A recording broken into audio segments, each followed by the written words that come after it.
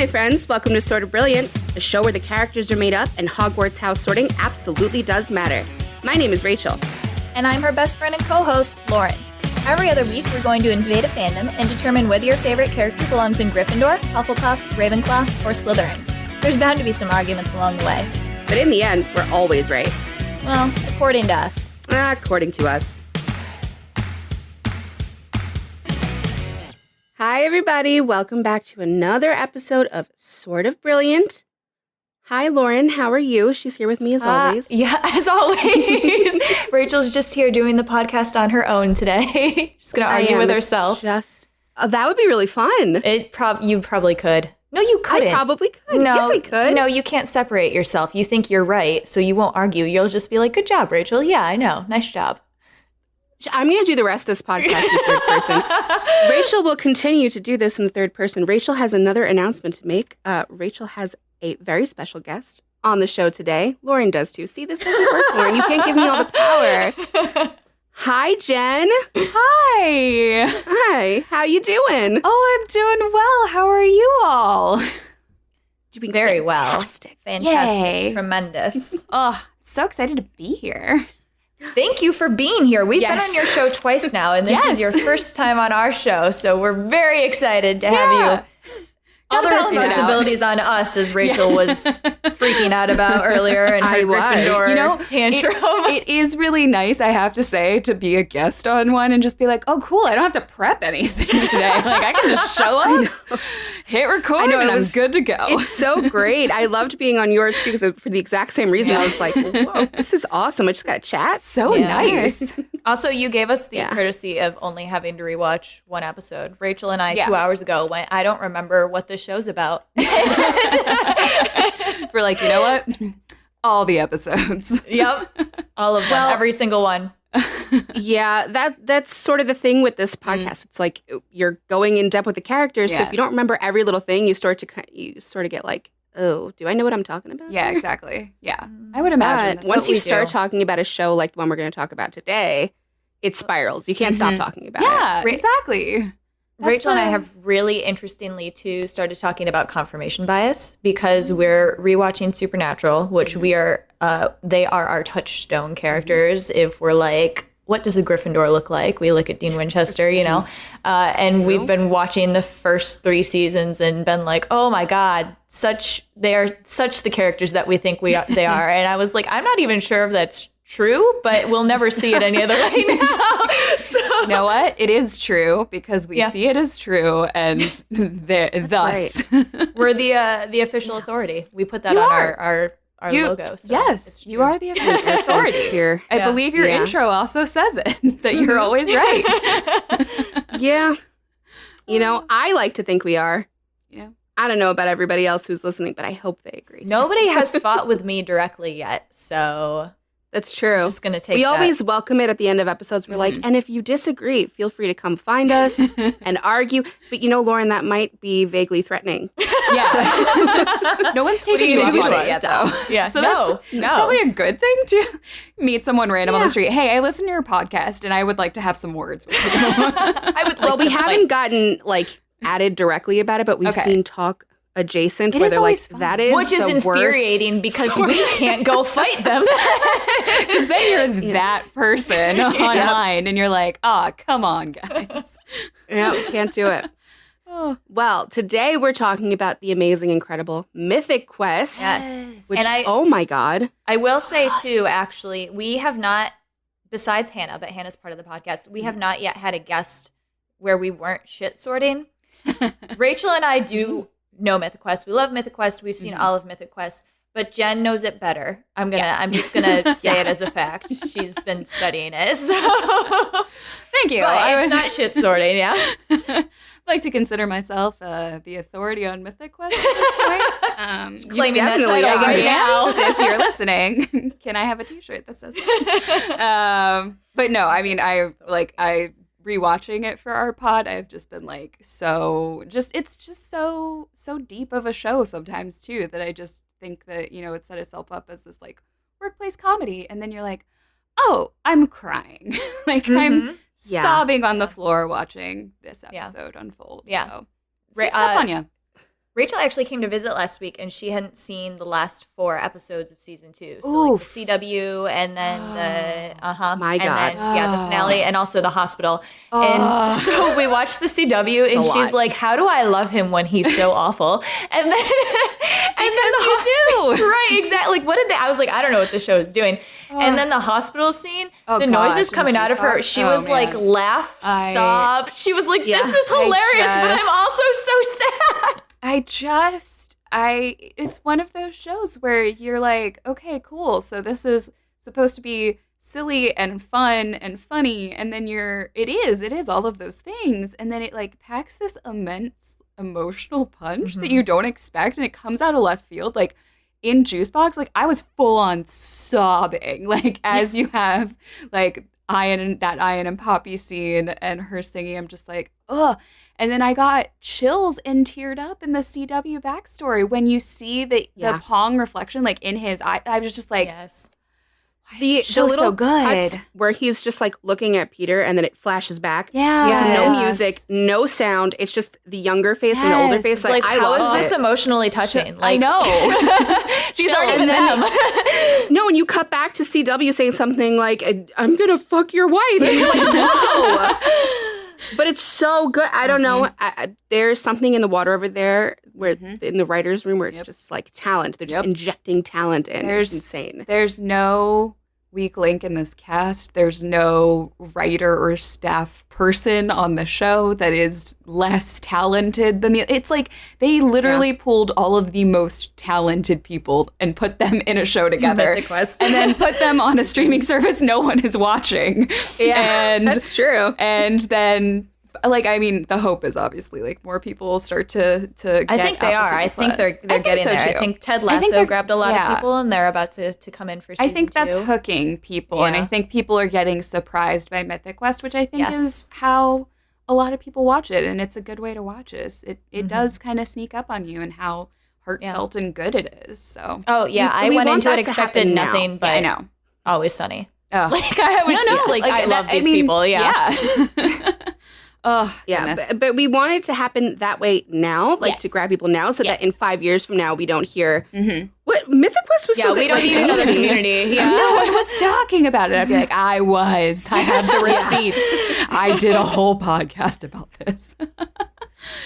Which is how we met. Yes, I was gonna say, we skipped a little. Yes, Jen's podcast. Which you're going to plug it at the end, but go for it. This is how we met. So I mean, this is how we met. It's really funny because I run the Community Rewatch podcast, which I started in November of 2019. That was the last real year. And so I was just like, I loved Community. I'd watched it when it was on the air. I had been so invested in it. And I thought like, well, I'm still friends with a lot of people in the fandom that I was friends with back then, 10 plus years ago. And with all the reunion stuff, the panels that were happening, I was kind of like, I want to do this. So did it. Flash forward, there's like a bajillion community podcasts that exist. Did not expect that to be a thing because, as we just mentioned, while it was on the air, it was struggling in the ratings. And now there's literally over a dozen people. I can't imagine why Yahoo had such a huge following. I mean, and NBC really just put it right up against a little no-name show called The Big Bang Theory on Thursday nights. And so I started that. And one of the things is like I follow along on Twitter with like different, every time communities mentioned or like characters are mentioned, I try and find things and like things. And I had seen your podcast episode about the community characters, Jeff and Annie and Britta, pop up. And I was like, ooh, well, this combines two things that I love. So let me take a listen.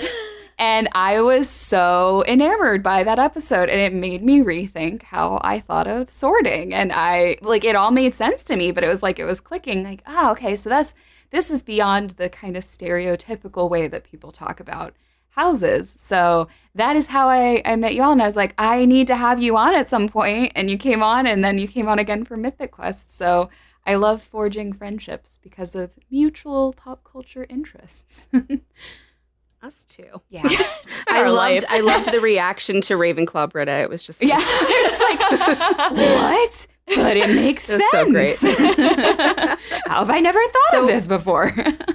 Yeah, I know. Well, listen, when we came to it, we were both like, wait, can we say this publicly? Realizing Ravenclaws is our favorite thing to do because it kind of like most of like Hufflepuff Slytherins are kind of like a slow, you either know it right away or it's like a slow get there. You're like crossing them off one by one. And Ravenclaws are kind of like you staring at a person and being like, I'm not sure. Like all of them kind of, and it like kind of just hit, like you're hit with a meteorite. It's like, oh my, they're a Ravenclaw.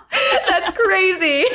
Oh, yeah, it was really hard. Yeah, it just tracked though. Like your explanation, I was like, no, this tracks. This totally tracks. Oh. Well, we love talking Community and we love talking Harry Potter. So, Jen, what house are you in? I am a Hufflepuff and proud of that fact. And it solidified even more that Annie is my favorite and my soul sister when you all were like, and Annie's a Hufflepuff. And I was like, and this makes sense. Yeah, I fought it for a long time, but I like, especially around like when I was first reading the books, I was like, no, I don't want to be in, I want to be in this one. Yeah. And over the years, I've just been like, you know what? It was really trendy to dunk on Hufflepuff for a long time. And I think sometimes it still is. And sometimes in funny ways, like a Harry Potter musical, like Hufflepuffs are excellent finders. Like that's like my favorite the random best thing. way to dunk on Hufflepuff. Yeah. But yeah, I embraced it after a while. I was like, you know what? This is who I am. Puff pride. I know that you had our friend, my friend Connie on from the Nerds of Typing, and Connie and I are proud Hufflepuffs. So yeah, that's where I land in houses. We agree. We agree with your sort of yourself. Thank you. Basically, we came on and we were like, me. we were like, yeah, she sorted herself correctly. Yep. Go off, Jen. Yeah. I do. It's like one of those things where I'm just kind of like, you know, you have the very broad descriptors of what each of the houses are, obviously. And so everyone kind of, I remember when people were reading and watching the movies and things like that, just wanted to be a certain house. And like, just because of whatever reason, because of the color that they had, or because of this is supposed to be the smart house. And that's what I want. I was like, oh no, I want to be in Ravenclaw because Ravenclaw is the smart house. That's where all the smart people are. And I'm very studious.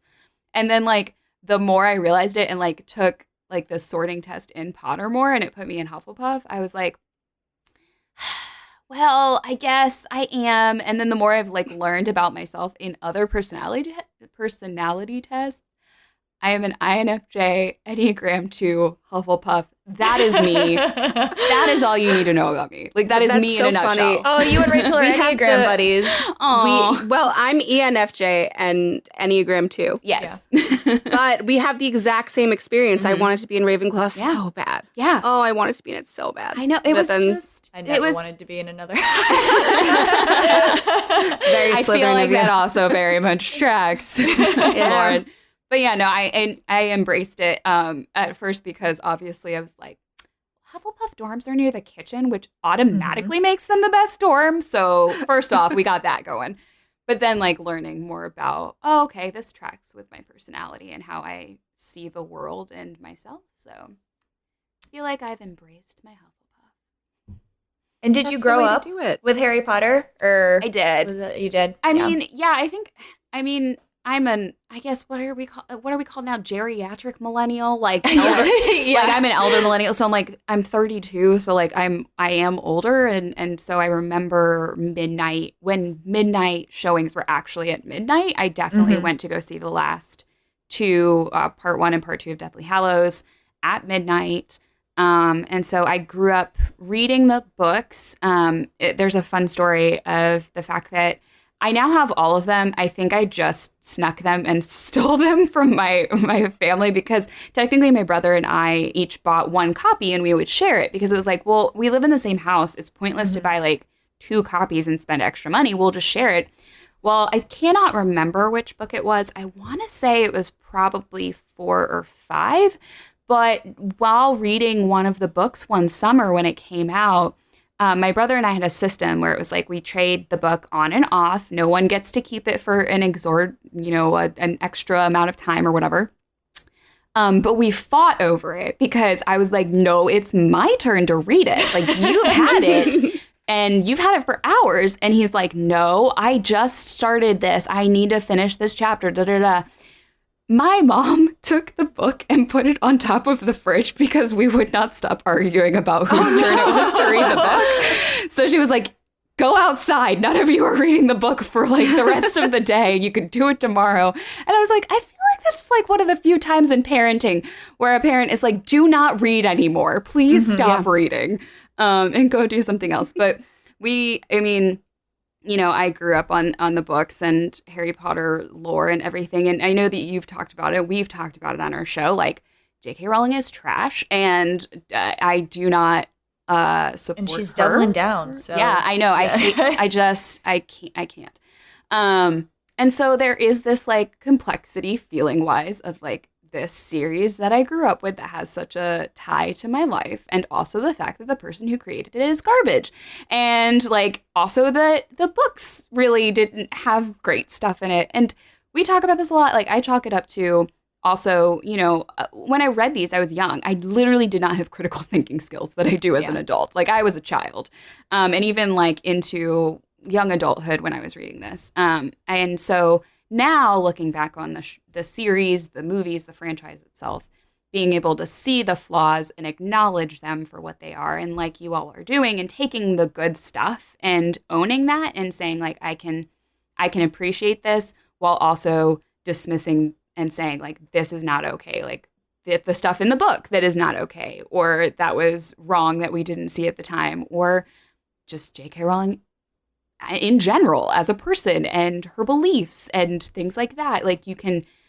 totally and should be like, she's garbage. And a lot of the stuff that was in the books is problematic now that you can see as an adult. But also, you don't have to throw everything into the fire. And so I think taking what you can and gleaning what you can from it, and also just even being able to hold those two things in tension of like, well, the person who created this is trash, but there's still good stuff here. And how do you reckon with that? Like, that is part of growing up, I feel like. So while they have such a huge tie to my childhood and always will, and I mean, I love going to the theme park and things like that, it is one of those things where I'm like, there's a line, though, where I just am like, I cannot support you or the things that you say or do very vocally that hurt marginalized communities and are just hateful. And I can also still watch the movies and appreciate aspects and things. So that's kind of, I feel like that's the reckoning that we've all had to come to in the last couple of years, at least. As adults. So, yeah. I agree. And I mean, there is still a fandom. I mean, for however good or bad it is, I mean, for however trash she is and whatever she put in the books that is awful, there is a fairly like good group of people who have come out of it and who have taken the good stuff and run with it like in a really good way that is charitable and helps the world. And I guess Rachel and I are happy to be part of a community, even though we barely even talk about Harry Potter on this podcast. But if people want to listen to Sorting and they're at the point where they cannot support the franchise in any way, we are a space where that is not happening, but we're still talking about that sort of thing. Yeah. Yeah. I think just taking something that was and is created by someone who has views that are entirely against like, your own, and also being able to take concepts and ideas and make it your own and return that into art, like, and turn it into a podcast or turn it into fanfic or fan art and represent yourself or represent the marginalized communities that are being like, targeted in her rhetoric or in the books itself. And like taking that and flipping on its head, it's kind of almost the best form of revenge, even though it's like you're trying to find the things that you can take and make your own while, not directly supporting toxic people and beliefs. So that's completely how I looked at it. Revenge. It's ours now. I think you suck. We're taking it. Yep. Goodbye. Dealey and Connie told us about a podcast that I'm very upset I forget the name of now, but they just reread Harry Potter from a queer perspective. Yeah. So yeah. So which is awesome. Yeah. Like yes, it's ours, and she can't say anything about it. Like there's nothing you can do. So Yeah. I'm Very like it all. Anytime she comes up, unfortunately, in my view of anything, I just think of Troy from Community when he's just like, "You never meet your heroes." LeVar Burton didn't do anything wrong. No. I just get that of him rocking back and forth, sobbing, and like that's what goes on in my brain when I think of her. And honestly, that's how I think of Community now. I mean, Dan Harmon is a trash person. Like, and I'm not afraid to say it. Like, so, but it doesn't mean that I am like, wow, Community is, and throw it all in the dumpster. Like, there are definitely things that you need to throw in the dumpster from that show. Yeah.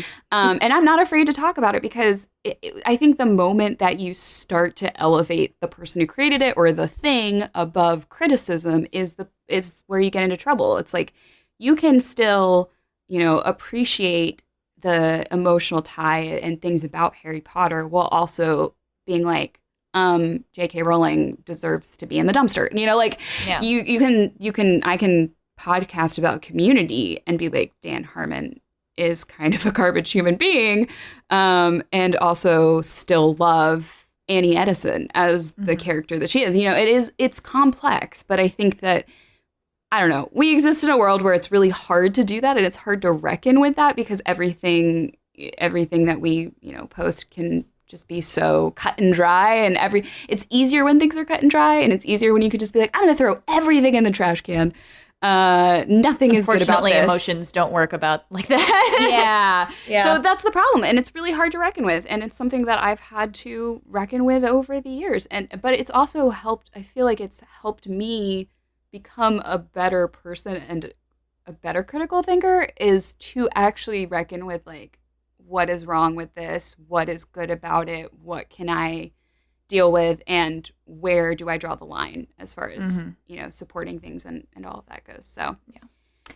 And it's no fun when things are above criticism. Criticizing things is the best. Again, Rachel and I are watching Supernatural. There's a character who's very like self-centered. He's a Slytherin. He's very self-centered, not in a bad way. We love him, but we are having the time of our lives speaking in third person as him. Like, Sam is the best. We just love him. Also, like, I had this experience with Buffy too, because Buffy was the thing that, aside from Harry Potter, that I grew up with. And we know all about Joss at this point. Yep. And there was a point 10 years ago, you could not tell me anything wrong about Buffy. I would have like fought you so hard and been so offended.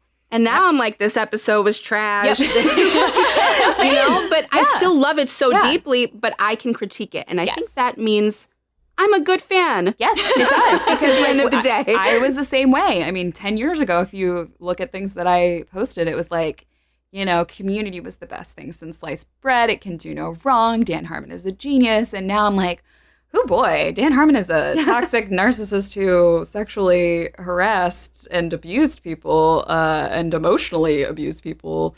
And also is just, the show is not perfect. And you're like, I did not really have the ability or willingness to criticize it, because I think people so many times think that, like, if you love something, it means that you don't say anything negative about it. Which I find that happened so much in fandom. Like, it's like, how dare you say anything bad? Like, you don't love the show. You're not a real fan. And I'm like, but a real fan is someone who can think critically about things. That's a real person. Take that away. A real living person has the ability to hold two things in tension at the same time. And that's how I felt about Community. I was like, 10 years ago, you would have been like, Jen, what's your favorite show? Oh my gosh, Community. It's perfect. It's wonderful. It's amazing. It's genius.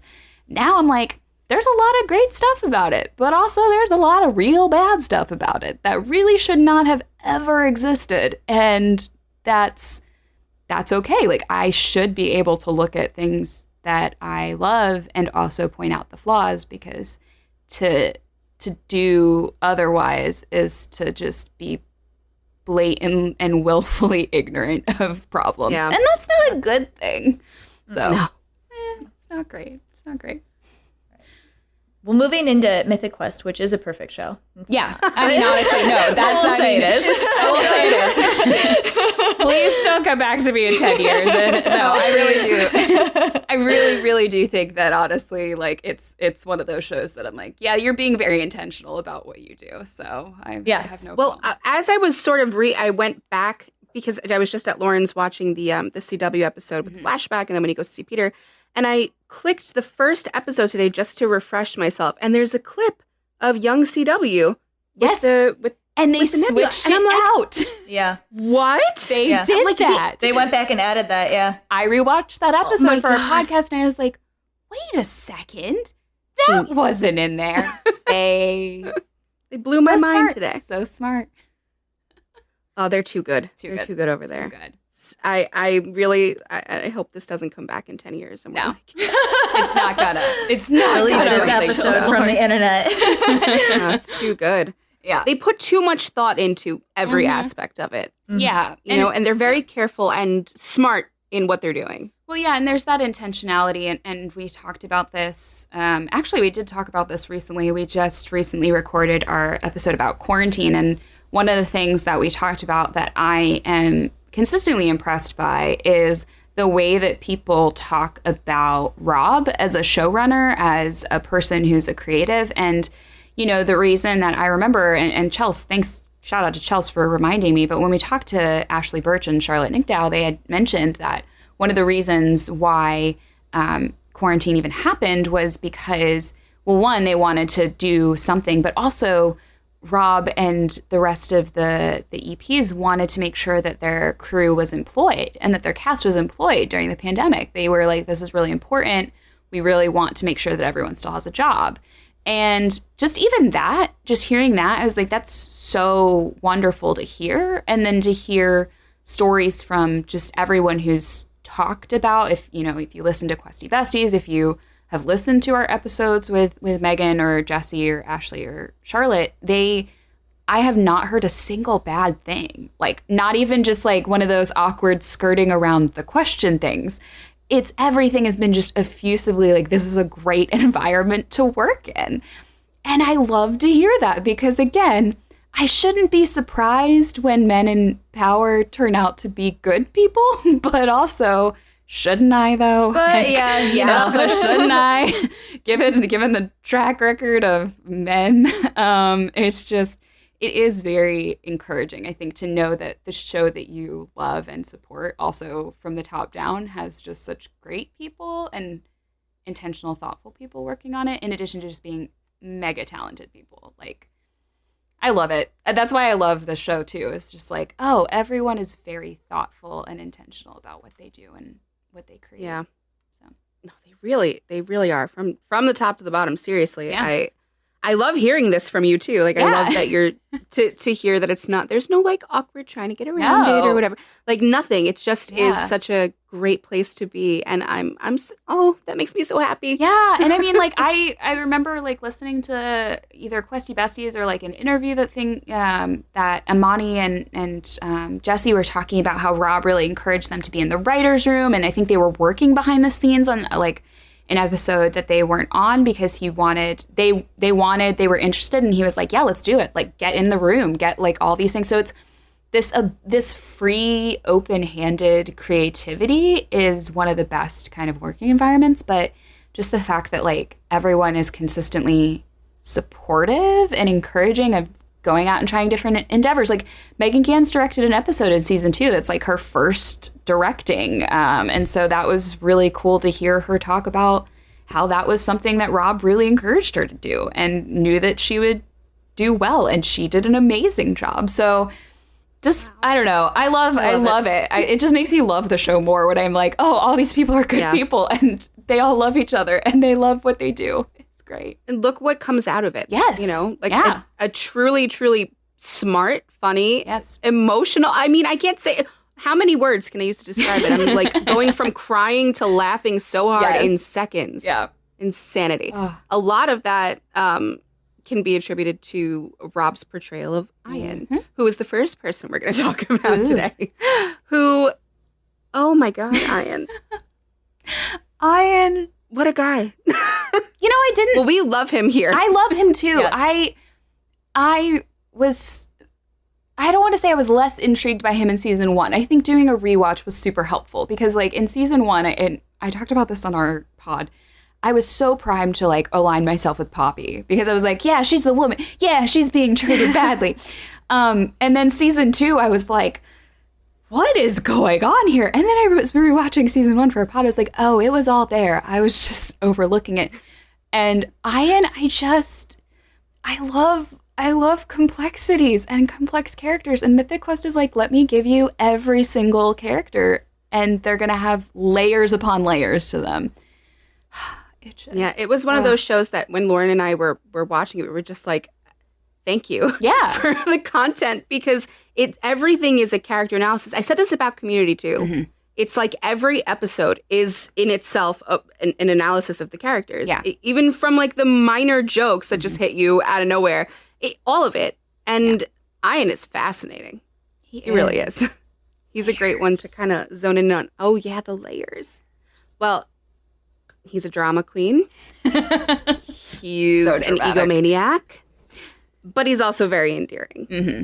Right? And maybe it takes some of us a little while to get there with Ian, where we're like, oh, I see what's endearing about you. But you know what? We all get there. It's true. We all get there. It's true. It's true. I think that people, I don't know. I think it's interesting because the show sets him up to be like the white, straight male character who you're primed to be like, this guy, like this egomaniac with all the rings, like, and and making like from the opening shot of the show, which is a commercial for himself. You're kind of like, oh, this guy. But I love that the show does not deal in making stereotypical characters and just keeping them in boxes. Like, it is like, hey, so this is how he's gonna seem. But I think the important thing is that the show gives us a reason why all these characters would even interact with each other. Like, why would they ever stay working together if there wasn't something that they all enjoyed or at least tolerated about each other? And so with Ian, it was just like, you've just from that pilot, that paintbrush scene, which I loved, and just a brief plug, Megan Gans talked about it, is like it came together pretty late, and that was the scene that actually endeared me to Ian. I was like, oh, I'm on board this. Like, you know, he has that conversation with Poppy in the pilot, and I think that was the glimpse that we needed to start the ball rolling of like, okay, so he's not just this like egomaniac the entire time, even though he immediately then at the end of the episode is talking about the shovel and praising the shovel. Like, he has his moments, and we get to see that, I think, a lot more. I love Ian so much in season 2 as well. It's just, I adore him. The shovel, right from the first episode, it's a character study of this character. It's insane. Yeah. Like, Poppy comes up with that idea, and it is a basic game mechanic that is pretty necessary, but it's just not cool enough. It's not flashy enough. And Ian is like so compelled. CW comes up with this ridiculous backstory about it being birthed from the gods. It's ridiculous. And he's like, yeah, I like that. Poppy's like, it's a shovel. You need a shovel to dig. And he's like, no, it's not cool enough. And he has no problem saying this because, Lauren, should we reveal? Yes, we think should have done that a long time ago. Well, we've been enjoying conversing just about Ian, but. For us, we feel very confident in saying he's a Gryffindor. Very confident. Okay. All right. Yeah. I can see that. And that shovel conversation, I mean, right off the bat, we were like, oh, we're dealing with a Gryffindor here. Mm-hmm. Okay. Practicality isn't enough, especially it's something that's tied to him and his brand. Has to be flashy, has to make you go, ooh, that's extra, or that's really going to fall flat for a Gryffindor. Yeah. So we put him there. Okay. I can, like, because I basically came in with like no ideas of like specifically what characters are, because I was like, I'm going to listen to you all talk. And I was like, I know though that there is this like thing that is such a runner throughout the show. And it's something that I noticed while we were watching, where Ian is so passionately creative about the thing that he is creating. And I love to see that, because the thing is that he's not some egomaniac without any vision. He's not just, I want it done because I want my way. He has the vision for, I know that things can be better and I need to align myself with people who can help me get there. And that is why even in Blood Ocean, one of the storylines that I love is like Michelle talking about the fact that like David's basically like, well, Ian's making you guys stay late. Ian's the one who's calling you here at 2 a.m. And she's like, we want to make the best game possible. So they're aligning themselves with him and his creative vision because they also believe strongly in what he believes in. And I love that because I think so many shows would just be like, no, he's like he just wants it done for no specific reason. He just wants it done because he wants it done.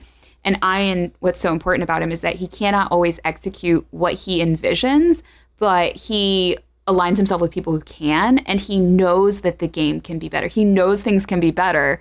He just can't always do it, which is why I love that paintbrush conversation so much. But he's so passionate, and it's so heartbreaking to watch in season 2 when that passion, like when he has his guards up and then puts them down and then gets hurt, and it's just like, I want to protect you.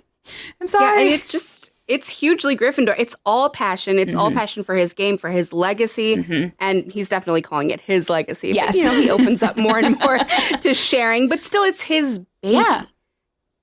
And he loves it so deeply. And I think that's a great observation that actually me and Lauren were talking about right before, like literally minutes before, about Blood Ocean. We were like, well, Lauren, actually, you take it away because you brought it up. What, Blood Ocean? Mm-hmm. Oh, we were just talking about Ian, like we talk about with Gryffindors that they're kind of like, it's not an issue that I need to deal with now. Like it's not an issue right in front of me. It's not killing me, so it's fine. Like we'll move it to tomorrow or whatever.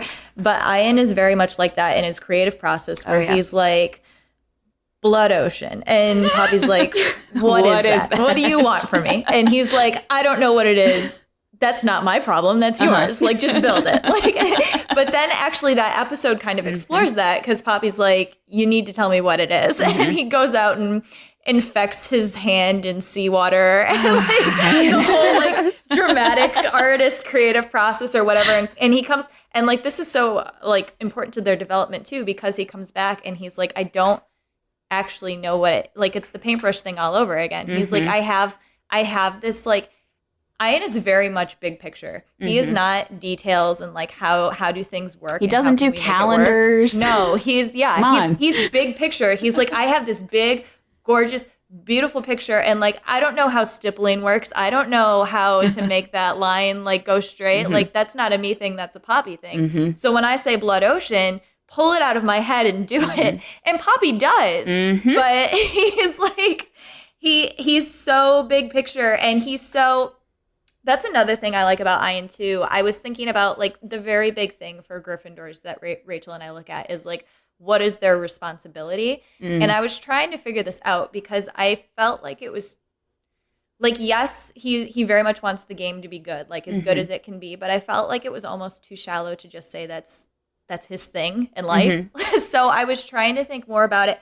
And actually what you said, Jen, about how he gathers people around him who can help him make it better kind of resonated with me because when I was writing notes earlier, I actually kind of came to the conclusion that Ian, and this is part of his weird paradox thing too, but Ian sees himself as like the best. And it's not in a condescending way. He's just like, I'm really great. Yeah. And I can help other people. I can help people be great. Yeah, that's exactly. Why he's like, that's his video, like the videos in quarantine, why he's sending people, all his employees. Exactly. He's like, I'm inspirational. Yeah, exactly. But he like actually does it. Like he gets Dana like the scholarship or whatever. He makes Poppy creative director. He's like, I actually am making people great. Like it's not condescending. He like sees himself as the best, and this is the thing too, like he thinks this and then he has to project it, which is really hard for him. And you see kind of the breakdown. Yeah. Like he's taking hair pills at age 42 and,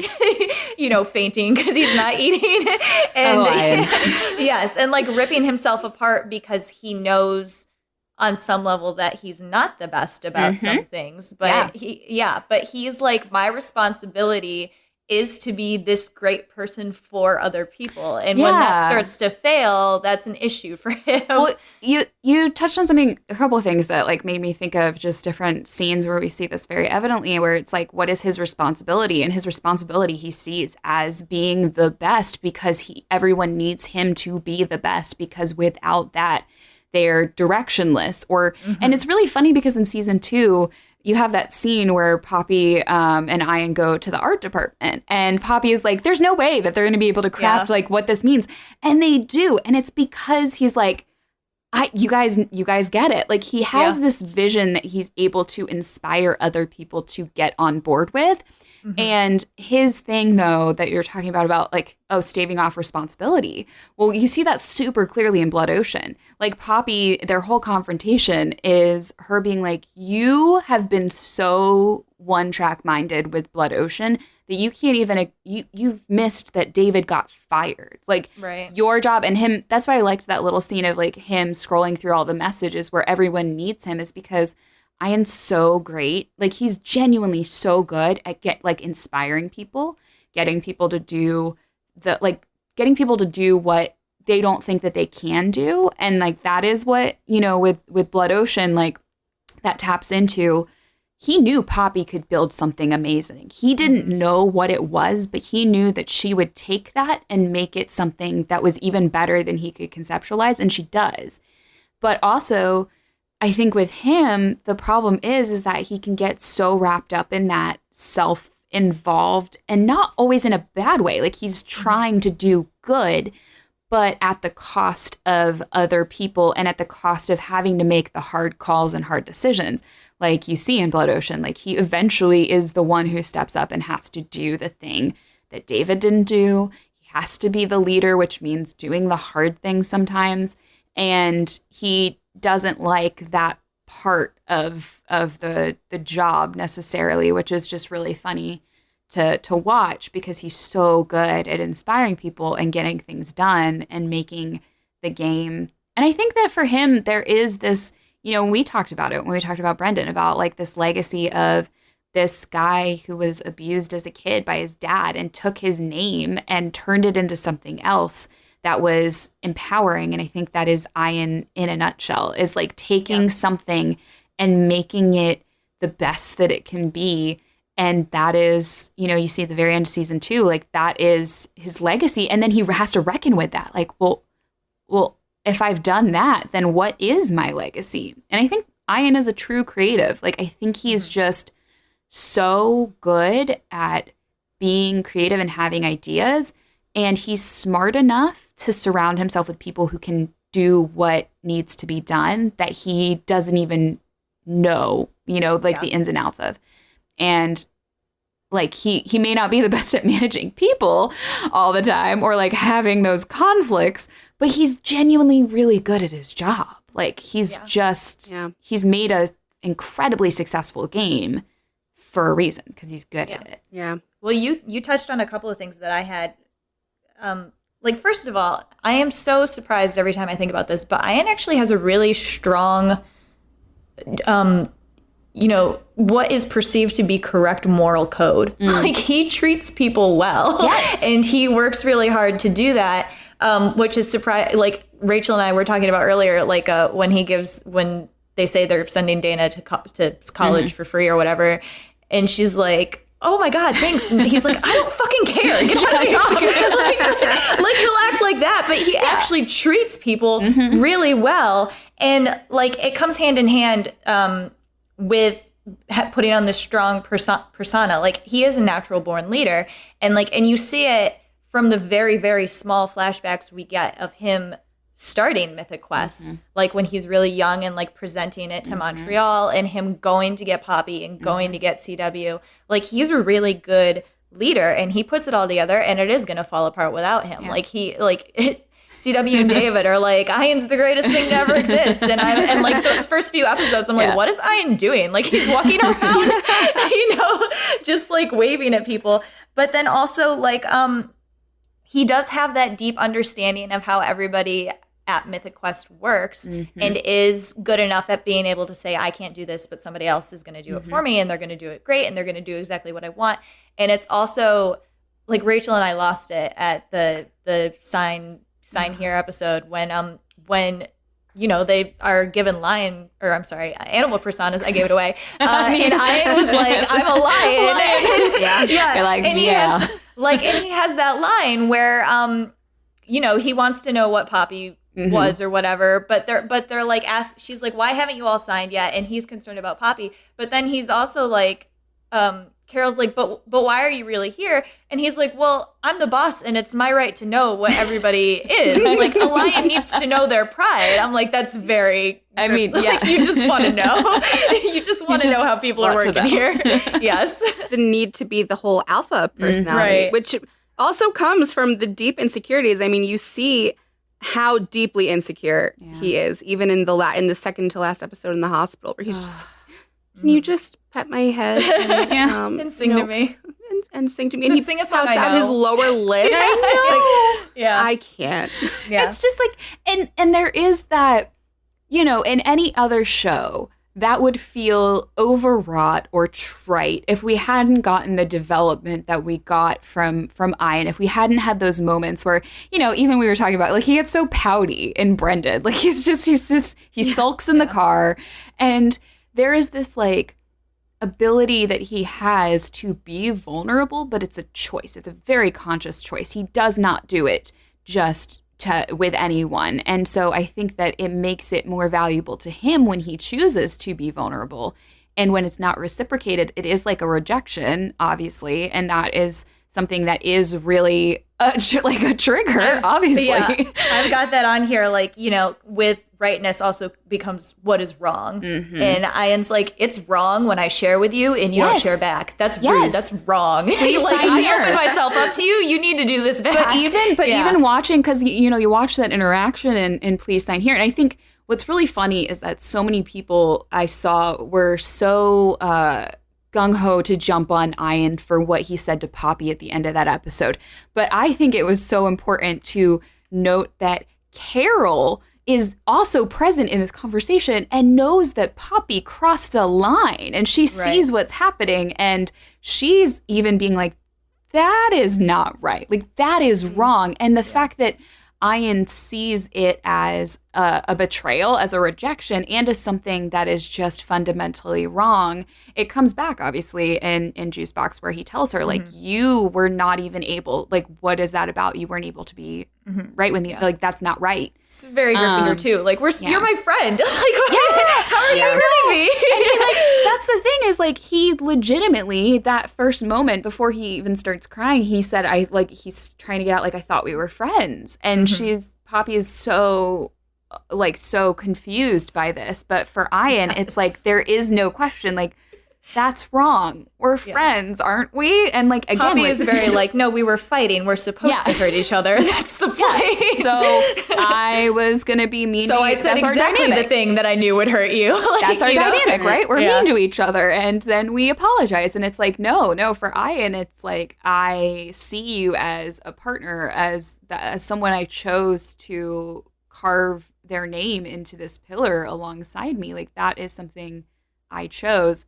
And I do love so much in Blood Ocean that moment where she does complete, like, the game, the Blood Ocean virus, and he doesn't, it's not like a victory for him, it's hollow because of the fact that, like, he realizes that he was wrong and that also he was hurt. And so, like, that is something that he takes the initiative and step toward, which is, Poppy, I want to make an act. And that's the thing I love about Ian, is that it's not empty words. He always backs things up with action. It may take a while, but he got David his job back. He got everyone raises and overtime for their work at the end of Blood Ocean. Like, he may be so absorbed in creating that he cannot see beyond, like, what is happening in front of him. But when he notices that something is wrong, he corrects it. And, like, that is something that I appreciate about him as a character, is because if he didn't do that, and if there wasn't action, I'd be like, oh, he's self-involved. He's just a jerk. Right. But, like, sometimes he's just aloof. Yeah. Like, I think sometimes he's oblivious, too. Yeah, because, exactly. like, again, he's like this, like he puts on this, it's hard when you put on this act to not become the and he's like some above it all, God, like whatever. Yeah. Like I wanted to talk about the Everlight episode because it's the one where Ian is most overtly like, right, like it's a fantasy thing or whatever, and he rigs it so that the underdog wins because he's like, it gives all the little people hope or whatever. And he's like, and that's what you do. And it's also so interesting to see how when Brad comes in and what he usually does every year, like fails or whatever, and he has to come in and he and Poppy have to come in as like the king and queen, which to him before didn't make sense in his head because he was like, it's not cool. It's not cool. I don't know. It doesn't really speak. Yeah, it doesn't really speak to the story. Like this isn't like a rightness thing. Like it's right when somebody who doesn't have as much power does it, but we already have so much power. Yeah. But then it like that episode's amazing. How it spun it into like I didn't understand what the story was that even as the most powerful or the least powerful person ever, you can have that within you to pull the light from the darkness or whatever, and it was such an important, and it really was the way that Ian acted throughout that story, and like just the very black and white, right and wrong. Yeah, I loved that because it was like the reasoning he did it was not self-involved or selfish. It was the exact opposite. He was like, no, it's not fair if we enter ourselves into this, because if we win, what kind of message does that send? Like, this is supposed to be their victory, and it's about what is, giving them something to be excited about and triumphant. And that means that we rig it so that we do not have to, participate. And seeing the storyline come, I think it's so powerful, the idea that like leadership does mean stepping into the ring for your team and when they need it. When they need it. And him realizing that, and also like the so subtle, like not subtle because it's a very overt line of dialogue of him, Poppy saying you did it, and he said we did it. And I think like that is just also so indicative of, Ian is not, he can be a jerk, sure, for sure. He can be so selfish, but also he is so aware of what's happening around him too. Like when you have permadeath where he brings everyone up onto stage at the end, like people who didn't even participate. I'm pretty sure Brad is up there. Like, like they did nothing to, like this would be the moment that you would think in the show, it's like, it's all about Ian. Everyone's chanting for Ian and he's like reveling in that.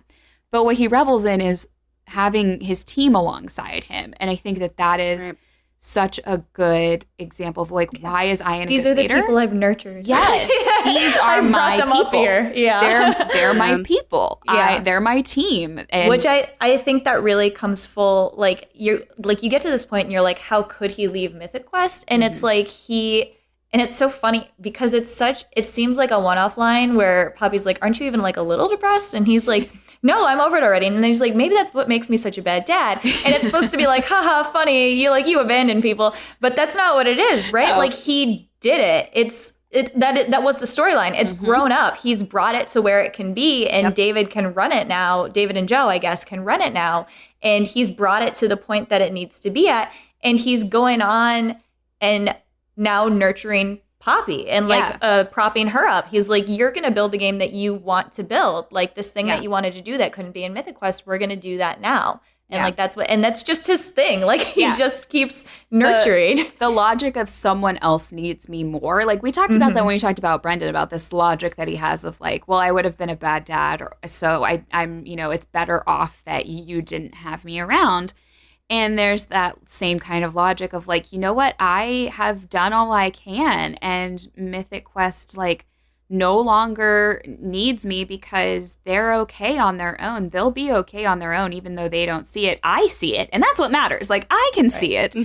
And Poppy needs me more. And this is where I need to be. And this is the next step. And so I think that that's one of the things that, very much tracks in line with Ian's personality is that and logic. The fact that for both him and Poppy, that it was such a snap. Like they made that decision within like hours. They were like, all right, we're done here.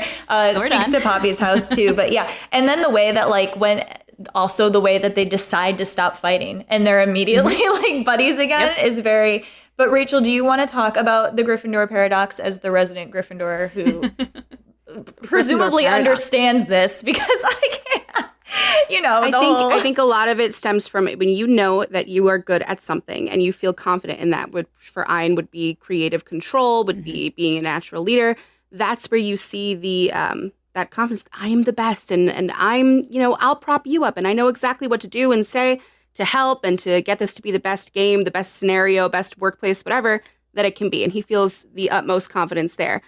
Where you see the insecurities come from are things like childhood problems, or which then manifests into his problems with being a father.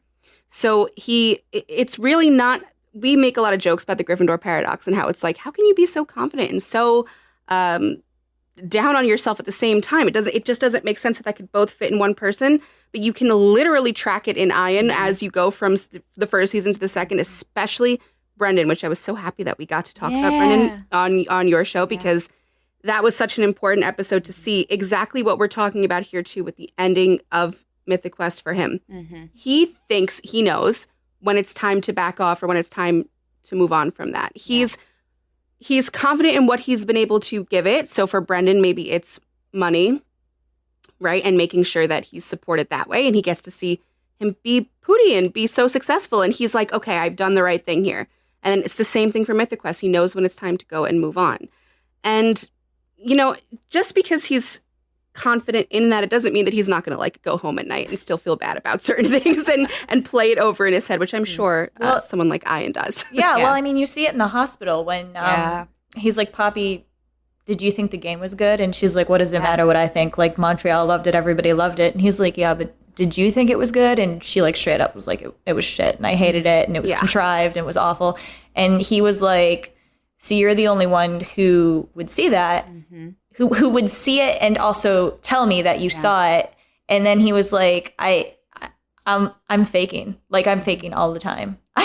He doesn't actually. He's like, I am the greatest, but also I'm faking at the greatest, but I am the greatest, but it's like, he's a showman. He's a showman through and through, right? He knows how to rally up a crowd, keep people's attention and focus on him, but he also needs validation. I mean, you see, the show portrays Poppy as needing validation a little bit more. I think it's more outward, that you can see that she needs it, but so does Ian. It's just that he almost demands it. He'll flat out ask you for it. He'll say it to your face. Can you pet my head and sing me a song? Poppy won't do that.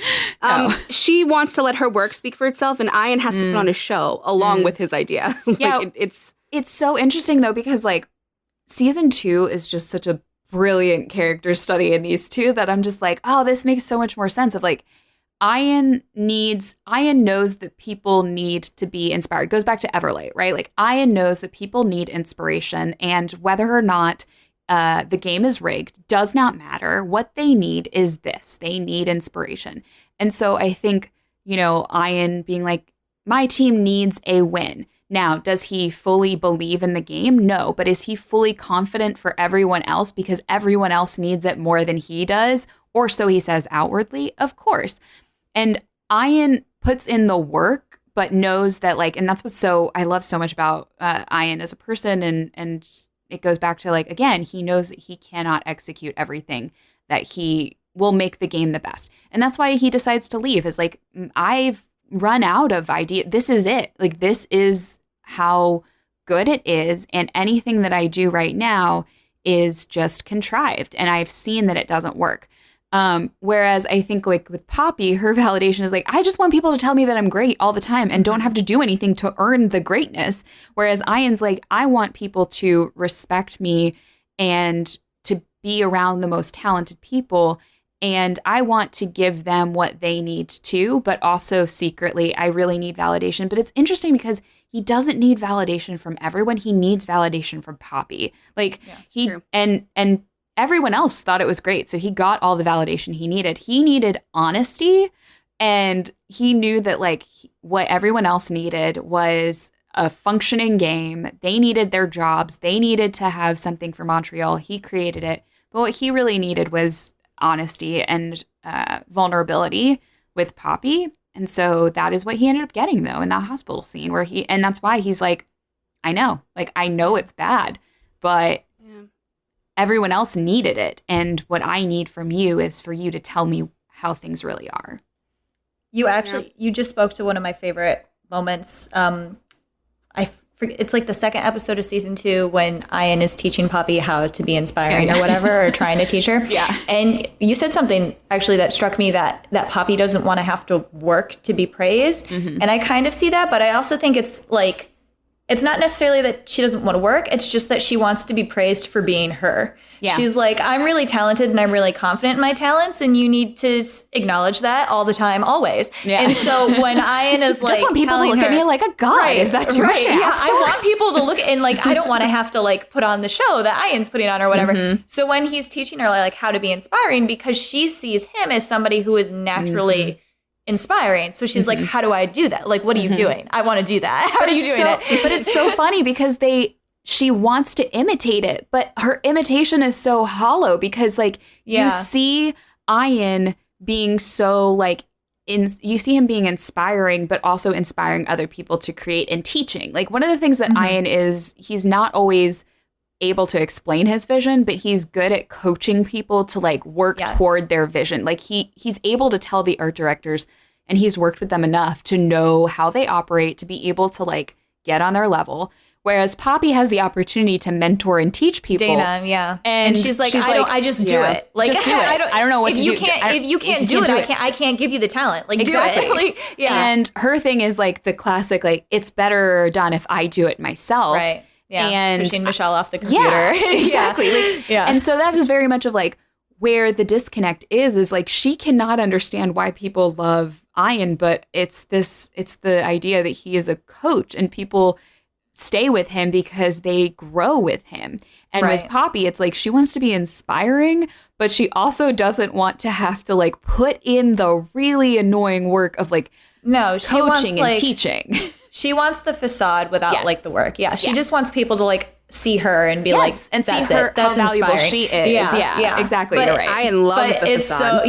But that's exactly, but Ian like gives her the facade, right? Like he does this whole like, it's a play. Like he has her go through. It's not even a speech. It's like a play. And when she comes back and he's like, you know, there you go. You were inspiring. And she was like, that wasn't inspiration. I was emotionally manipulating people. And Ian's like, what's the difference? I do love that. I was like, that is so hugely Gryffindor. She inspired us. She emotionally manipulated us. It's so hugely Gryffindor. He's like, he just wants to make people feel something. And if they do, like, that's it. He's like, what?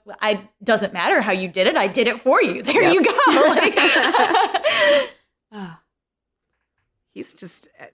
I really like the and this was a big Gryffindor thing for me too, that he'll go around and he'll bullshit you a little bit. Like he'll be like, I'm manipulating Michelle to get what I want out of her. He'll say it right in front of her, or he'll be like vaguely or obviously insulting while he's trying to get what he wants or needs from you. Probably part of that alpha thing, but he will flip that so fast and come through for you when it actually matters for him to come through. It's like you were saying before, it has to click for him. Yeah. Right. And it has to be on his own time. When it does click, that's it. He's coming through. It's like the quarantine episode where he shows up for Poppy. Like he can poke at her and push her and insult her all the live long day. And at the beginning of that episode, he's like, Poppy's not logged on yet? I shouldn't be logged on. Yeah. Like, leave. And it was, we talked about that because it goes back to kind of what we talked about with your episode with Brendan of like Ian not paying attention to what Poppy was saying and like only being like, you know, if you parted your hair the other way. And she's having this like emotional moment. But like what I love about quarantine is you have that emotional intelligence where he starts to go very early on too in the episode, like something's off with Poppy. I don't know what it is, but like something's wrong. And he's trying every method to be able to do it. And I love so much that heartbreaking scene of like him being like, well, something's wrong. Like, if nothing's wrong, why can't I see you? And his realization of that comes from, again, we talked about him knowing people. Like he's really good at knowing people, which is why people do things for him, is because he's not just like this guy who walks around and demands things. Like the art department may not always love the way that he says things like, oh yeah, well, if we don't like it, we can change it later. But they are inspired by what he does and says, that they create these like wonderful backgrounds with him just being like, I have this vision, and them it's because they trust him, because they know that he will make something great out of what they're creating and that they're aligning themselves with a bigger vision. And that is what Ian is so good at, is like this idea of vision casting and making sure that everyone knows that they're part of something bigger, and that he is, because he's bought into that vision. He's sold out on that vision of like, this is about something bigger and grand, and millions of people are playing this, and this is what we work for, kind of thing. And so that's why he's so good at his job. And it like it's important to point out, to get away from Slytherin before that comes up. Like Slytherins are usually and are the ones who like know people best and like use that to their favor or whatever. Ian isn't manipulating people. Like, he does know them, but he's not using that to get what he wants out of them. I talked about this in the episode we did with you. That's just who Ian is. Like, he just is. He's not manipulating anybody. No. He's being very open. Yeah. Like Rachel said, he's insulting you. He's telling you exactly what, but he just understands. I think it all comes back to like his rightness thing again. Like, this is the right thing to do. And obviously you should see that. And so we're doing it together. Like, here it is. Let's do it. Yeah. That perfect example of the conversation with him and Rachel in season 2 is just like one of the best things, because you do again expect Ian to just be like dismissive of Rachel, this tester whose name he cannot remember 99% of the time and is stuck in a car with, and he literally is like, what do you want? Like, I'll give it to you. Like, tell me what you want to do. What do you want? Do you want to see at the table? You have to give me a good pitch, because it's not fair if you don't try. But like, you know what? You are correct. And like, the thing is I loved his conversation about like, look, I get it. This is what I had to stand in an elevator. I had to do this. This is the way that you do things, and you have that opportunity now. So help me help you, and just tell me what you want. And that is something that's really very cool about Ian, is that he wasn't looking for like to manipulate Rachel. He was like, I just want an honest conversation. And if you can't give me that, well, that's not on me. Like, that's on you. His whole attitude is he's like, either shut up or or have the conversation I want. Yeah, exactly.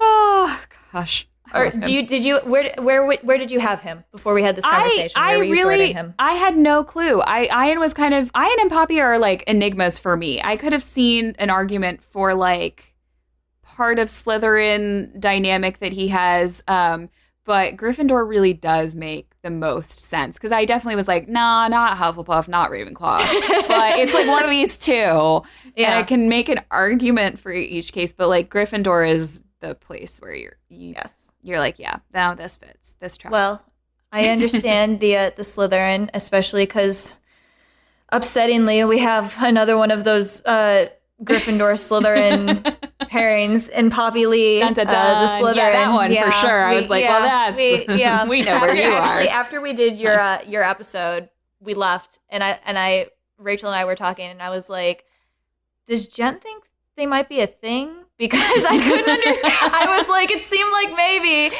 because yes, they make good friendship pairings, but they are very good romantic pairings. And since quarantine, Rachel and I have been like, See, here's the thing. Like, I can see why people think that. I right at this point am like, oh, they're perfectly they're perfect as platonic soulmate kind of things, because you kind of are like, oh, they might kill each other. Like, right. Who's to say what would happen? But also, like, if the show ever decided to do that and do a slow burn build, I would not be surprised. And I think Emily Vanderwerf was the one who was like tweeting about that, where I was like, okay, I'm not supposed to ship this, but also ship it.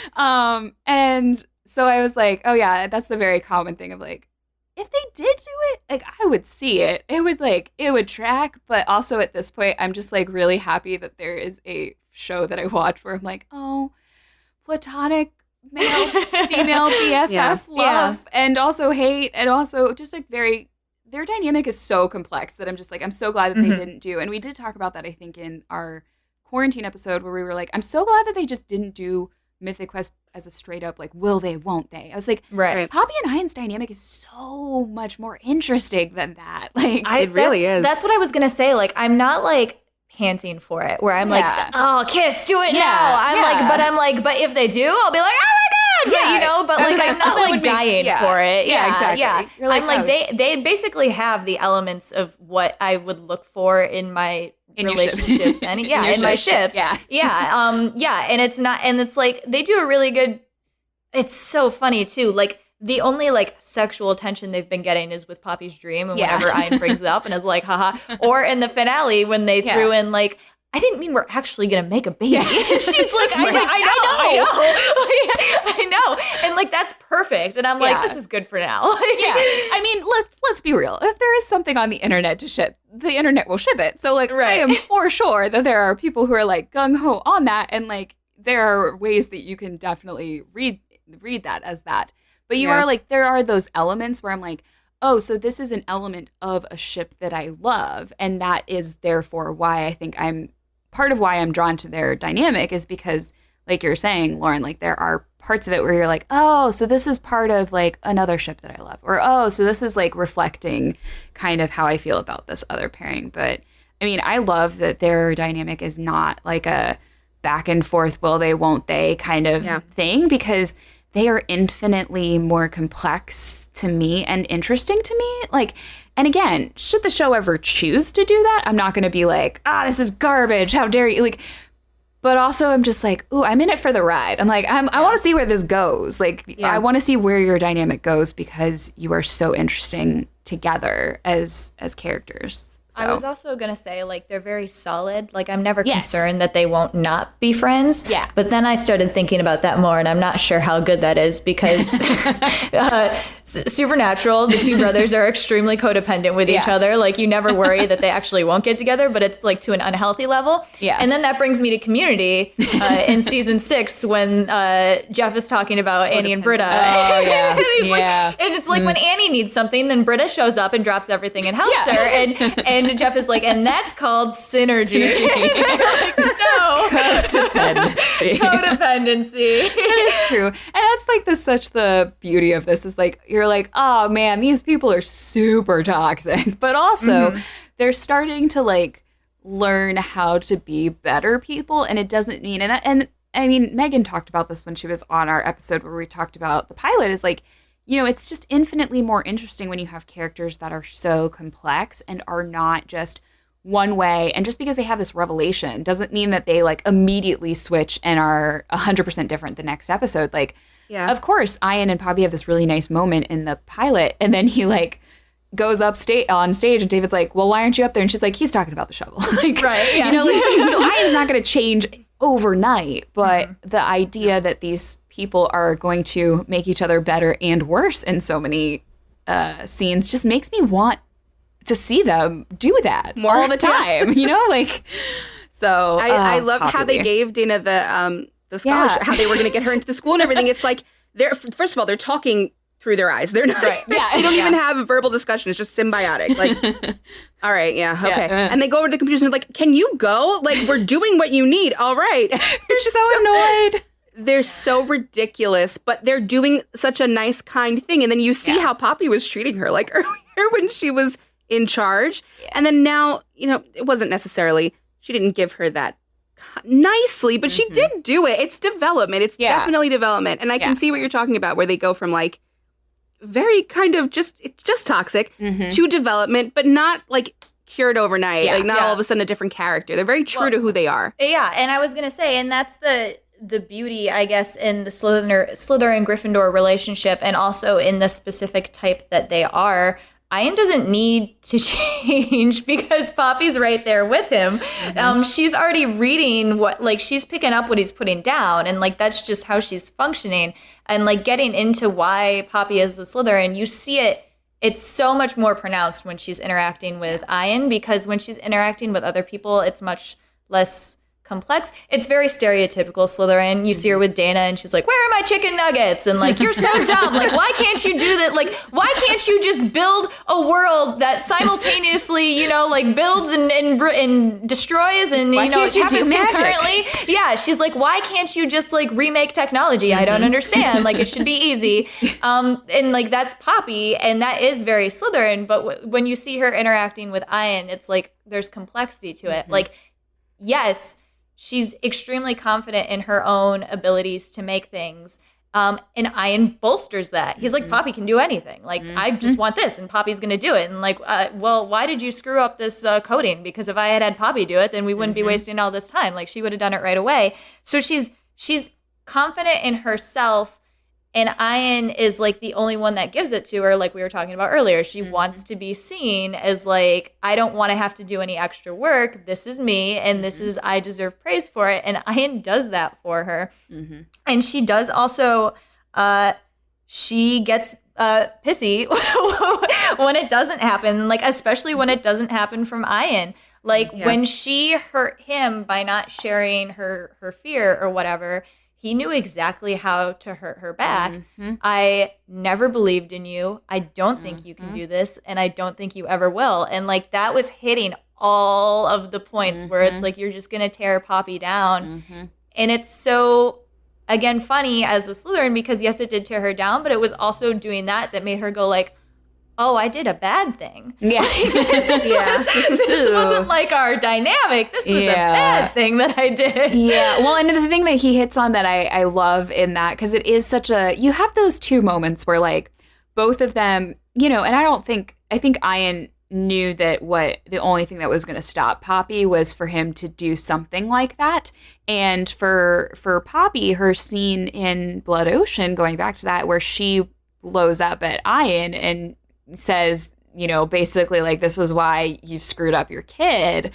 And she like knows exactly like she knows what Ian needs to do, and she just cannot express it in a way where she doesn't mean to hurt him, but like it does actually motivate him to do something.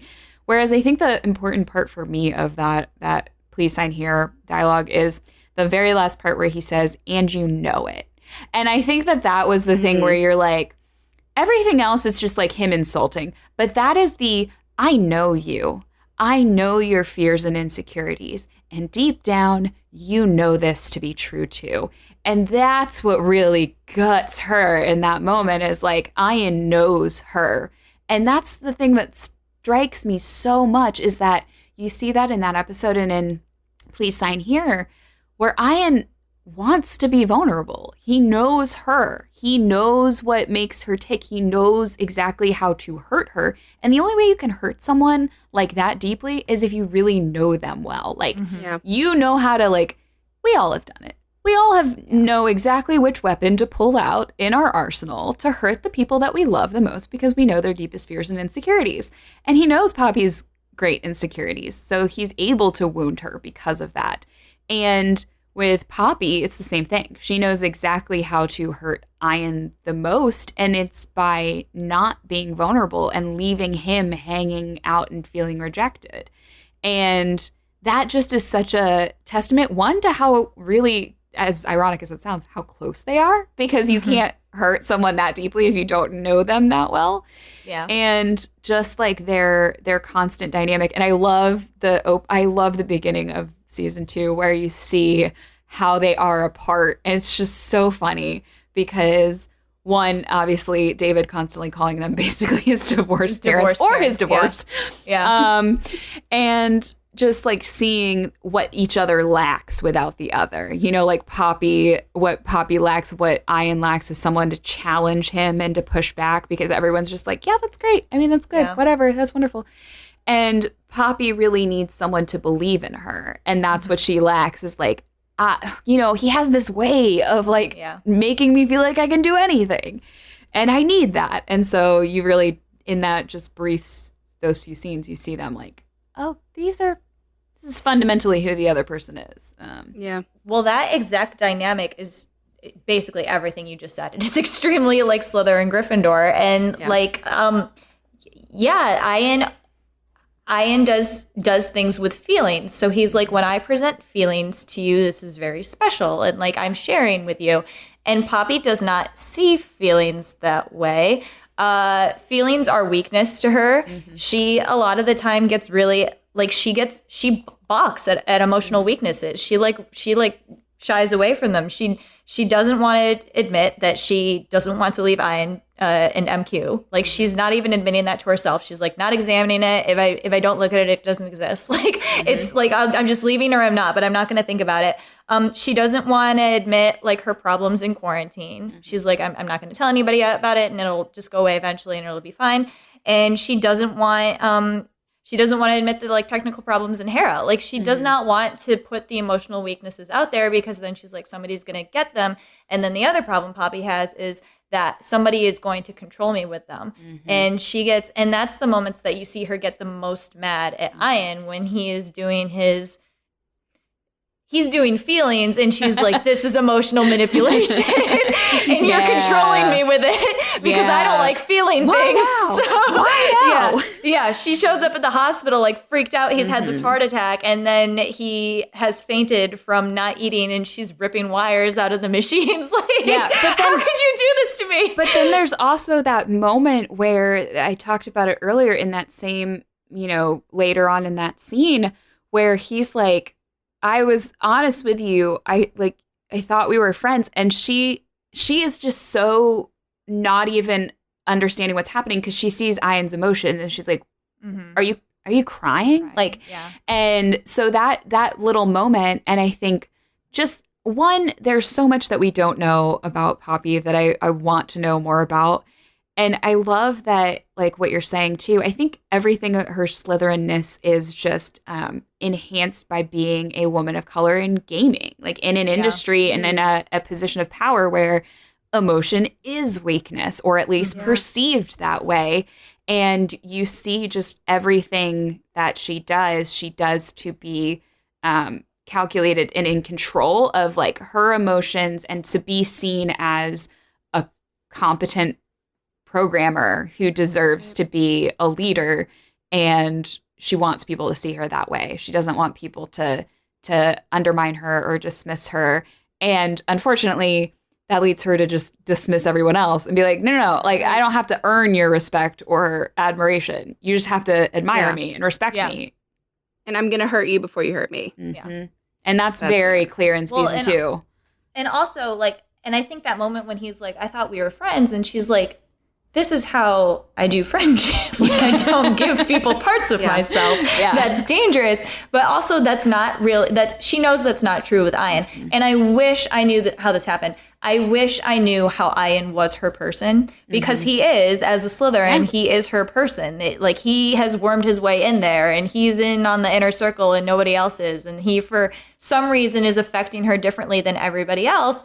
Like we keep saying, Poppy can stand in front of everybody else, extremely confident in her ability to code and to run things and to yell at people and to be bossy and manipulative. And she can stand there and be like, take me or leave me. I don't care. Like, get out of my face or whatever.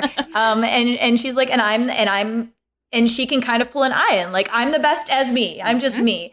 But then with Ian, like, it completely falls away. And she's like, I need you to teach me how to do this. And I need you to tell me that I am great. Like, please keep validating the fact that I am a good person. And which is also kind of something that we see in Gryffindor-Slytherin dynamics too, because Slytherins don't always have a good handle on moral code. They kind of have to examine others in order to do it. And when you have a Gryffindor right there next to you who is like, oh, I have a moral code, like, you go to them and you're like, did I just do that right? Like, what's happening here? Which is also why I think Ian can really get her when he was like, Poppy, that was wrong. It's so funny because she does not understand.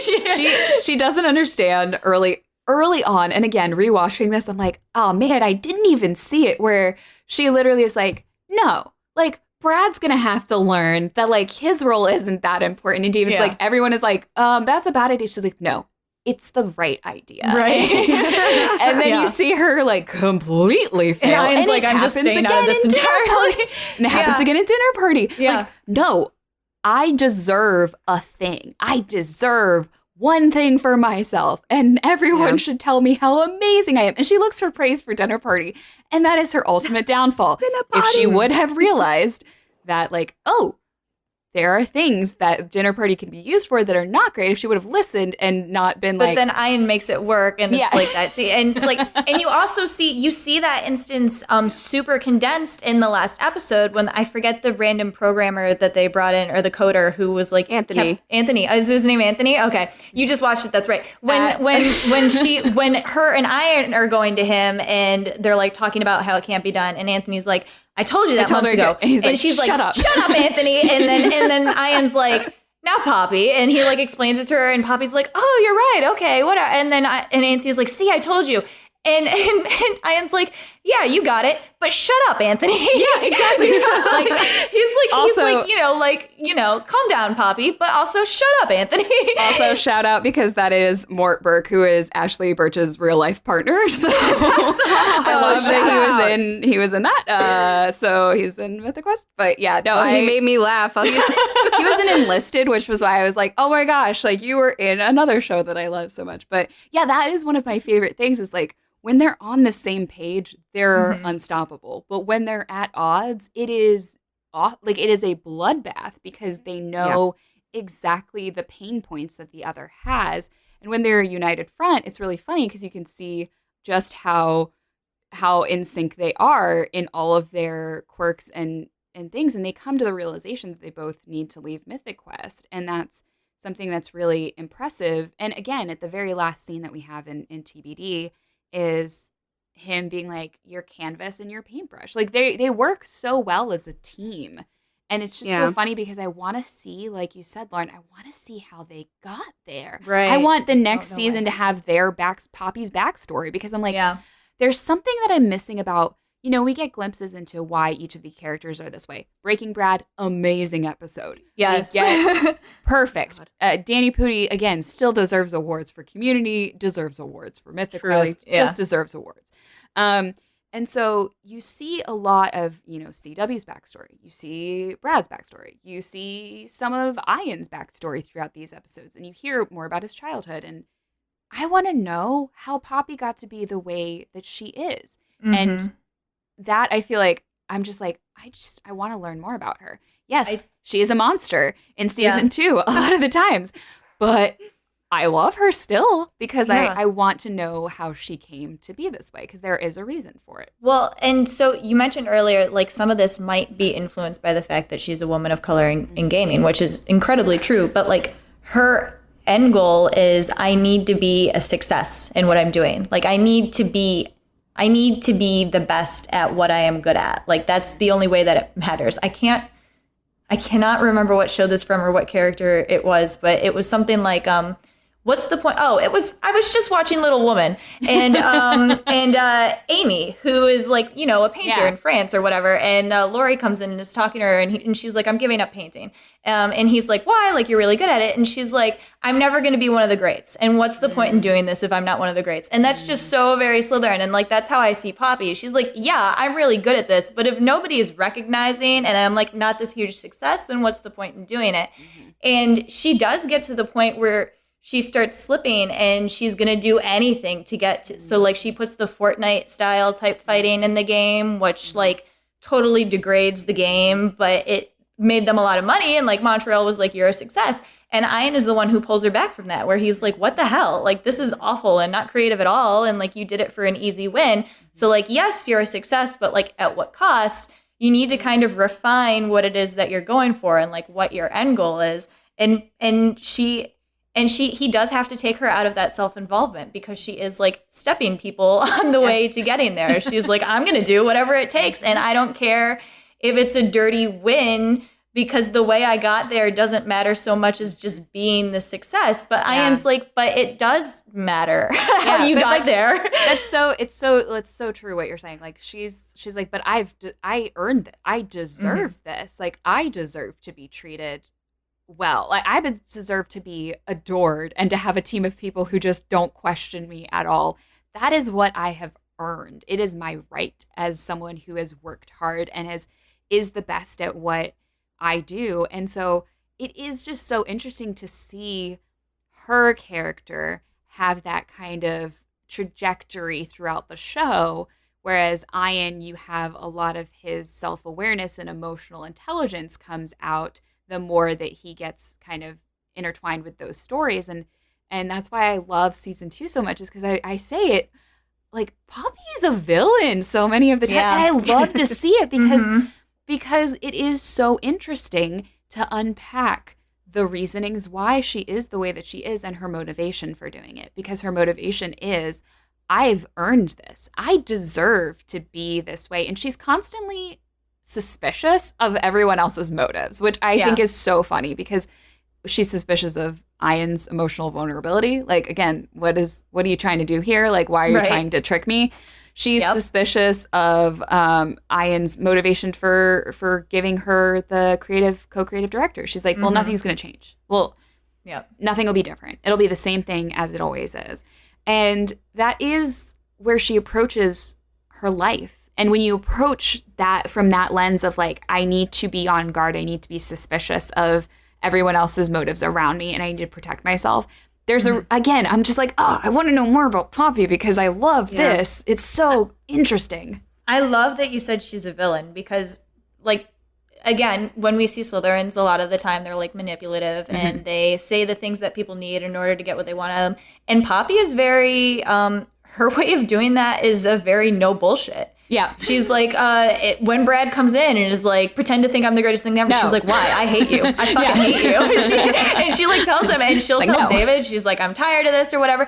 But then, when she's on the outs with Ian, she will tear down the entire company in order to punish him and be like, you're an asshole.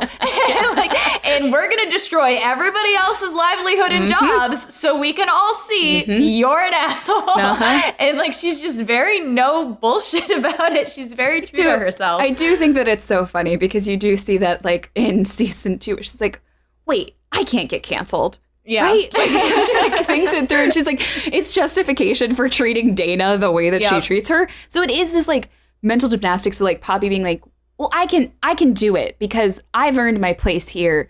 I deserve to be the leader. I'm creating this. Montreal thinks I'm amazing. I'm getting validation. And yet she's still seeking validation from Ian, whether or not she knows it. Like, she still really is seeking that. And she doesn't know why she's seeking it, I think. And that's the biggest thing about her. But I'm just like, ooh, I love that she is, like, and I loved that moment. It, like, gutted me at the end of Please Sign Here, but I was like, ooh, but Poppy needed that. Like, that's what she needed in that moment. And I like to see it because that is the kind of thing that will grow her into a character who continues to be flawed and make mistakes, but who also, we're going to start to see some of, like, the reasons why, like, why is Ian so invested in Poppy? Like, why is Poppy so invested in Ian? He went and got her from MIT. I'm like, what happened? I know. He plucked her out of MIT. Yeah. I want a backstory. Please and thank you. Season 3.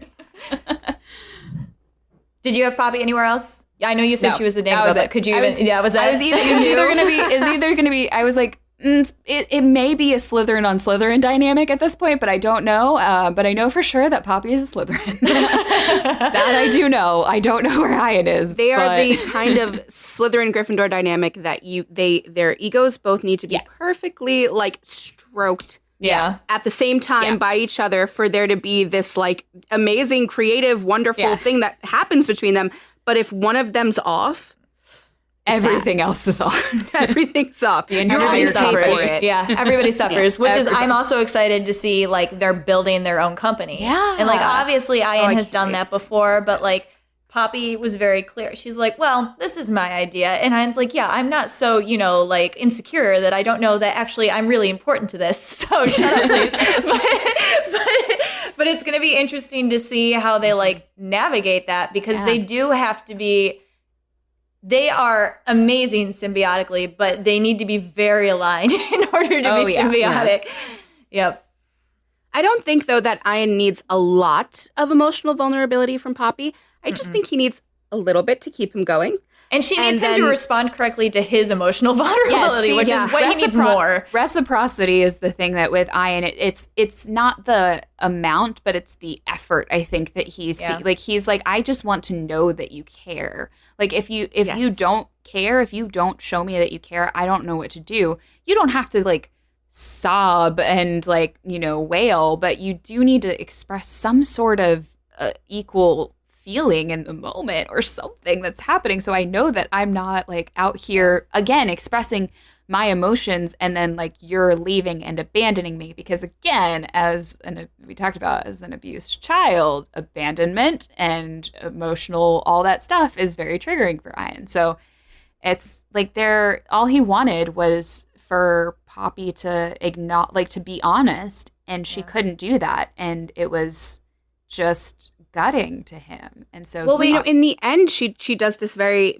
Slytherin thing is just being able to see everything all at the same time. And while Ian's big picture, he's not seeing all the little other moving pieces.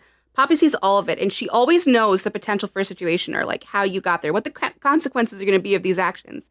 So when he's in the hospital, she felt manipulated into caring because all he did was faint. He didn't have a heart attack. So she had to have her fit. She flipped out, and she gets to tell him your idea is shit. And you probably did this to yourself on purpose. Like she has to get all of that out of her because Poppy needs to get it out, because once the truth is out, then she can reciprocate with the emotional stuff that Ian really wants or needs. You did it this time. Ian. Well, I know sometimes it doesn't trigger. I know, because you like, picture the name in your head, and then and then you have to say it, and you're like, but I was gonna say though, that's what makes them like so special too, is the fact that they both entirely understand what the other's deal is with like showing like emotion. Like we talked about it in Brendan. Poppy does it the one time when she tries to use emotion as a weapon, and Ian doesn't give it to her. He's like, I have no emotional response to you leaving the company. Goodbye. I'm going to sit in the car and stare out the window. and then like the second that she's like, I didn't get the job, he's like, well, have a nice day at work. It's great. But they both entirely understand how emotion affects the other and what the other needs in terms of emotion. So when they do it incorrectly, it's because they're choosing not to. It's not one of the beautiful ship tropes of miscommunication or like idiots who believe the other is better or whatever. They both know exactly what the other one is and exactly what they need. And they're it's just a game. It's the whole idea of like, they are both guarded people, and they're both guarded people for different reasons. And their guards let down to varying degrees, but like it is that game of like emotional chicken of like, well, if you're not, again, if he doesn't have to be here, then I don't have to be on this call kind of thing. And David's like, but why are you two doing this? Because it's a power play. Because again, this idea of both of them, especially again, Ian having been abused as a kid, having power, having control to change things, to be the one who's making the decision instead of something being done to you. Same thing with Poppy. Poppy having the power to be in control, be in charge, be respected, be the leader, be the one making the calls. That's what she craves. And so it's great when they're both like supporting each other in that goal, but it's bad when those two things are in conflict, because then it's like this emotional game of chicken of, well, who's going to be honest first and please sign here? And it's like, oh, and I love so much that Carol is the one to be like, wow, Poppy, like that was really cold. Like you definitely left him hanging out here to dry. And so, it's when they work. When they don't, it's because one of them is either harboring a hurt or a feeling or an emotion or hiding something. And it's usually a defense mechanism to protect themselves from something that they just push the other away. Yeah, because you're too tired to play the game in that moment. Well, and you see how easy it is. Like, what they want from each other is symbiotic. Like, Poppy wants to be praised, and Ian is like, I get all of my energy from praising you. Like, when I praise you, you prop me up, and it, like, feeds itself or whatever. So when they get out of whack, it's like, how is this happening? But it's because one of them is not... like gets too tired or gets too fed up. They're like, I'm giving more than you're giving me, and I'm done with it. And it's like, and it's not even like half the time it's not even that bad. You're kind of like, all right, but that's so easy dramatic. To get past. But they're both so dramatic, and they're both so invested in not only helping the other but getting what they feel like they deserve from the other. So like the smallest little blip, and they're like, we need to blow up the entire office. Everything's wrong. At least 3 weeks. Yeah, everything is awful. Yeah. I'm going to sulk under a blanket. I'm going to stare out the window of a car. And unfortunately, that is when everyone else around them suffers and gets dragged into their mess and nonsense. So, Yeah. I do love the moments, though, where they both knock it off and they know when they've gone too far and they know when it's time for Poppy to show emotional vulnerability, to sing out loud to Ian, even though she hates it, which was very cute.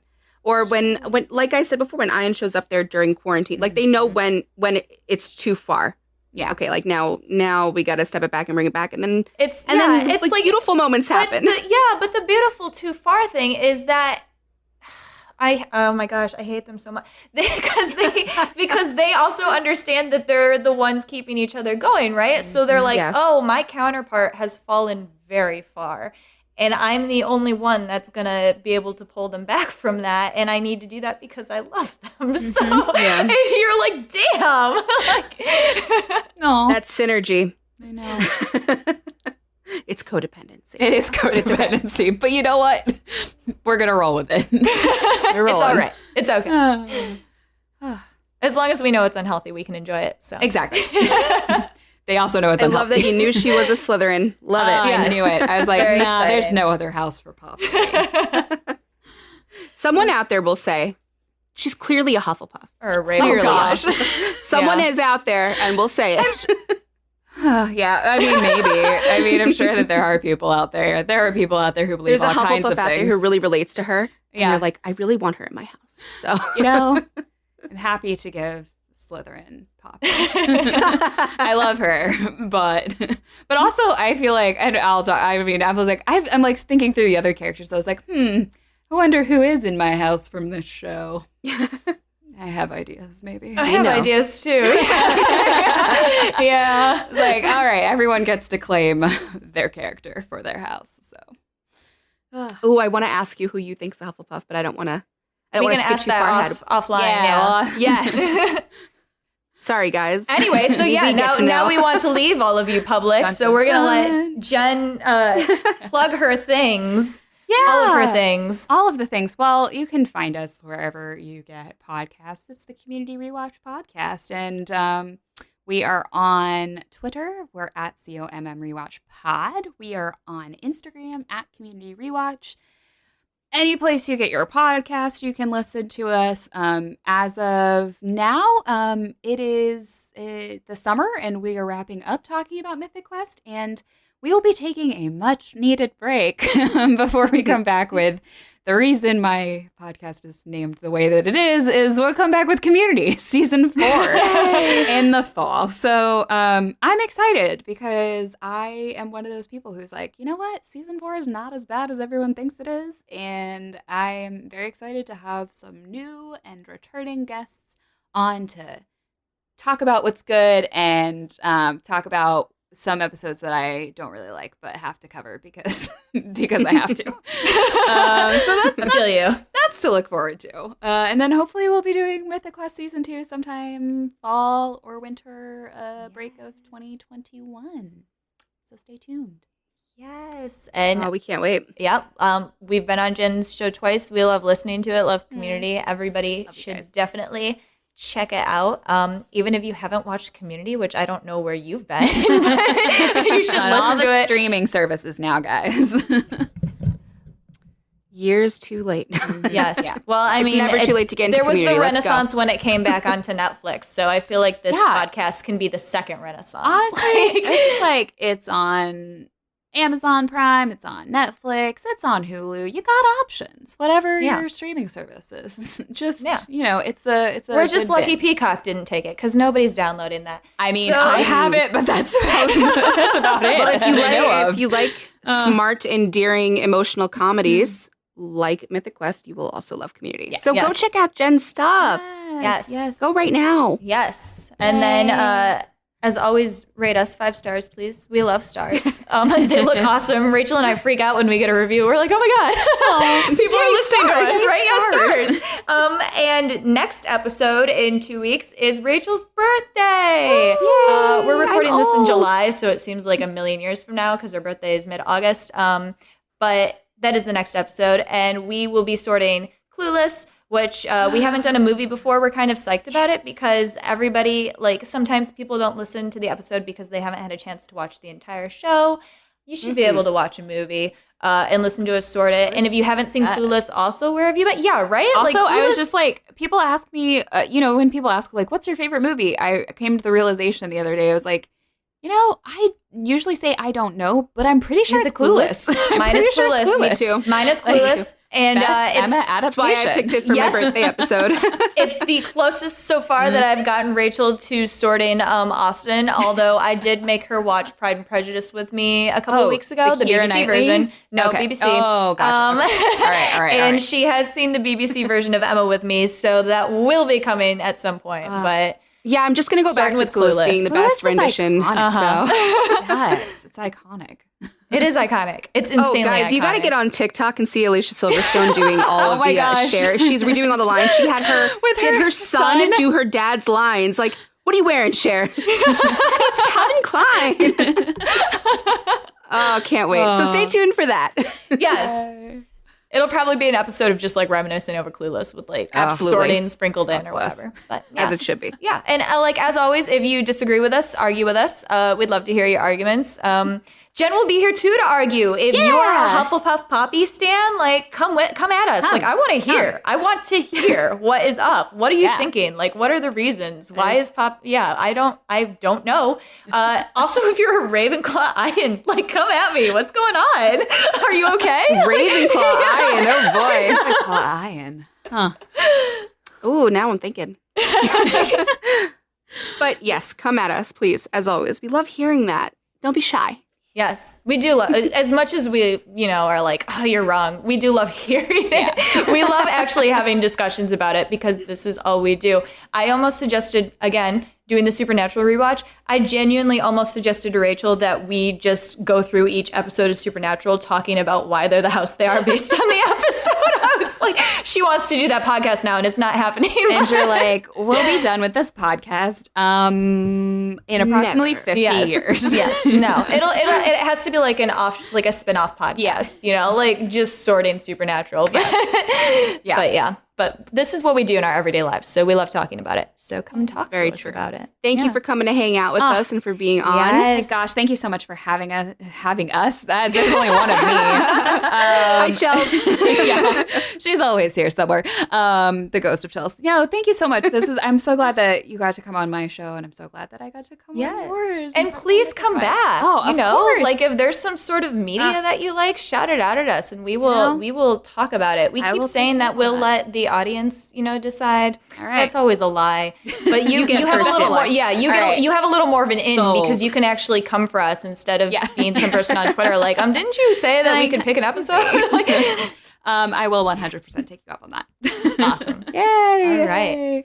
Well then, until next time. Fun. Yes. So we will see you next time. Bye. Bye. Thank you for listening to Sort of Brilliant. If our sorting choices inspired any rage or excitement, we'd love to hear from you. We're open to feedback, suggestions for characters to sort, and solid counter-arguments with citations. Never forget your citations. You can find us hanging out on Twitter and Instagram at SOB_pod or shoot us an email at sortofbrilliant@gmail.com. And since we're not above begging, please rate and subscribe to Sort of Brilliant on Apple Podcasts, Spotify, and wherever else you listen to podcasts. Please share our posts on social media. And if you're a Gryffindor, maybe you'll inspire sorting fights among your own friend group. The theme music is Hot Shot by Scott Holmes. Can't wait to sort with you again next time. Bye!